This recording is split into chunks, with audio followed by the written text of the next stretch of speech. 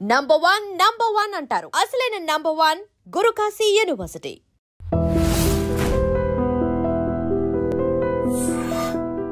ఈ సైలెన్స్ గురించి ఒక పాయింట్ చెప్పండి. సైలెంట్ గా ఉన్నది అది స్ట్రాటజిక్ మౌనం అంటారా, లేక ఆయన నేచర్ లోనే లేదంటారా to be open and celebrative about things? నేను ఒకసారి రాజమౌళిని డైరెక్ట్గా అడిగా ఈ క్వశ్చన్. డైరెక్ట్గా అడిగితే నవ్వాడు, చిన్న చిరునవ్వు నవ్వాడు. ఇప్పుడు ఆ చిరునవ్వుకి అర్థం మీరు తెలుసుకోవాలి. అది but that is what is silence about. అంటే ఇప్పుడు మనకి ఆల్మోస్ట్ మీరు చిరునవ్వు ఎలా ఉందంటే నేను ఇలా ఎప్పుడు ఆలోచించలేదు అన్నది మీరు అర్థం తీసుకోవచ్చు, లేదా మీరు పట్టేశారే అని కూడా అర్థం తీసుకోవచ్చు. అది అప్పుడు తన నోటి నుంచి వస్తే కానీ మనకి ఎట్లా తెలుస్తుంది? టైం వచ్చినప్పుడు మీకే అర్థం అవుతుంది కూడా అనుకోవచ్చు. అది కూడా అనలేదు కదా, అది పాయింట్. ఇప్పుడు కృష్ణుడి గురించి చెప్తారు మహాభారతంలో. కృష్ణుడు ఎప్పుడు ఒక నవ్వు నవ్వేసేవారు ప్రతిదీ, అన్నీ తెలిసి కూడా జగన్నాటక సూత్రధారిని. మీరు ఎక్స్ట్రీమ్ ఎగ్జాంపుల్స్ ఇవ్వడంలో ఈ కృష్ణుడు కూడా అతుకుతాడంటారా రాజమౌళి గారి పర్సనాలిటీకి? In the way he operate I think in a way. ఎందుకంటే రాజమౌళి ఎప్పుడు చూసినా మీకు ఎప్పుడో చిన్న స్మైల్ ఉంటుంది ఒక కార్నర్ ఆఫ్ ది లిప్స్లో, విచ్ ఈస్ డెఫినెట్లీ నాకు రామారావు గారి పోర్ట్రేల్ ఆఫ్ కృష్ణుడు అని చాలాసార్లు చూసాం మేము. శ్రీకృష్ణుడు రోల్ వేసినప్పుడు బ్లాక్ అండ్ వైట్ టైం నుంచి ఆల్వేస్ ఒక చిన్న స్మైల్ ఉంటుంది. బట్ దట్ స్మైల్ అనేది ఈక్వల్ అనేది నేను I can't కన్ఫర్మ్లీ commit from my opinion. మీరు మేధావి కాబట్టి మీరేం గ్యాదర్ చేస్తారు చెప్పండి. నేను మేధావి ఇంకా అది దట్ ఈస్ లిటిల్. ఆ తర్వాత మీరు ఎందుకు ఎప్పుడు ఇలా 2000 కోట్ల సినిమా తీయాలని మీరు సాహసించలేదు? ఇదొక క్వశ్చన్. ఇది రాజమౌళి గారి సక్సెస్ ఫార్ములా చూసి ఈ 2000 కోట్లతోటో లేకపోతే ఓ ప్రభాస్ తోటో anything picking up anything from his project ఇలాంటిది నేను చేయాలనే ప్రక్రియ. ఎందుకంటే ఫస్ట్ ఆఫ్ ఆల్ నాకు రాజమౌళికి ఉన్నంత పేషెన్స్ లేదు, తనకున్నంత ప్యాషన్ నాకు లేదు. బికాజ్ మీకు ఒక తపస్సులాగా చేయాలి kind of film like Baahubali కానీ RRR కానీ. You're giving 4 to 5 years of your life for a project like that requires a lot. Is kind of a temperament, is kind of a whatever. ఆ quality నా దగ్గర లేదు. Because I'm more interest in psychological thrillers and dramas. అది నా limitation అనొచ్చు, నా taste అనొచ్చు, that whatever you want call అది. రెండోది the sensibility of him wanting to please everybody, అన్ని రకాల ప్రేక్షకులు. అంతంత పెద్ద హిట్స్ అయినాయంటే all genres of audience have to like it. అది పిల్లల, పెద్దల, ఫ్యామిలీ ఆడియన్స్, యూత్, మాస్ అందరికీ నచ్చాలి.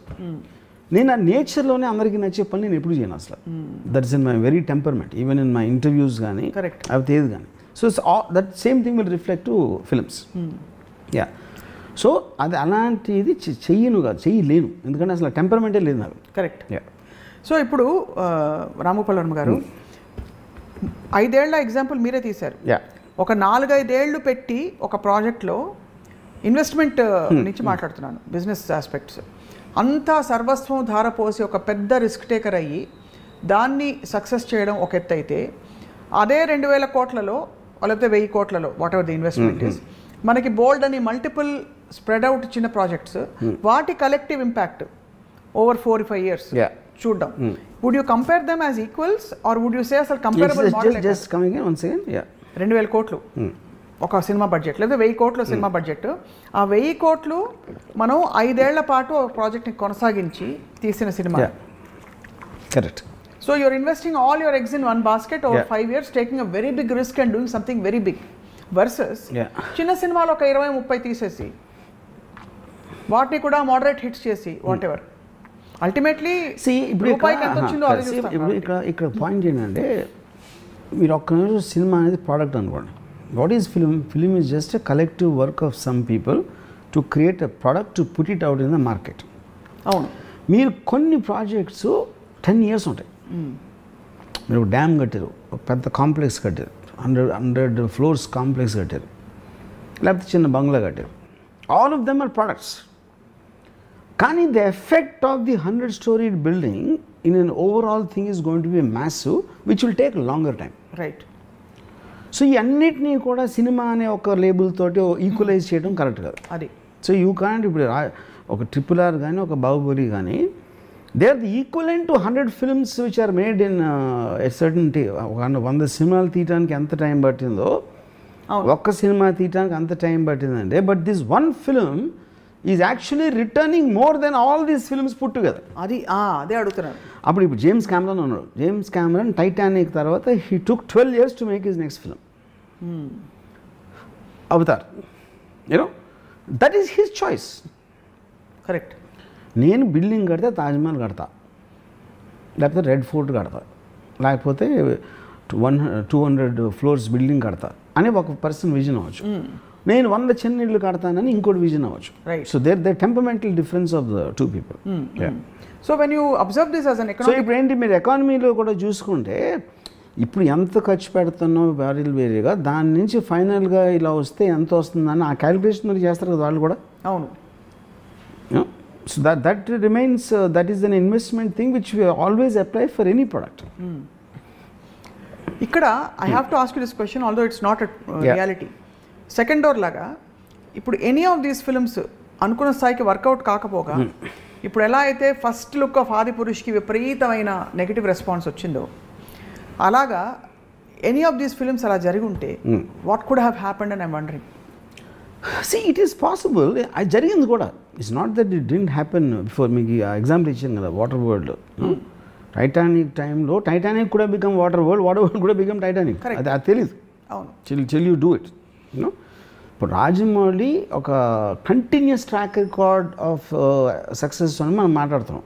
యూనో రాజమౌళి ఒక మేబీ 10 years బ్యాక్ తీసుకుంటే he might have been more or less in similar thing like a Puri Jagan, Vinayak and whatever Thivikram, oka top 5-6 commercial directors lo 10-15% difference untadi ante.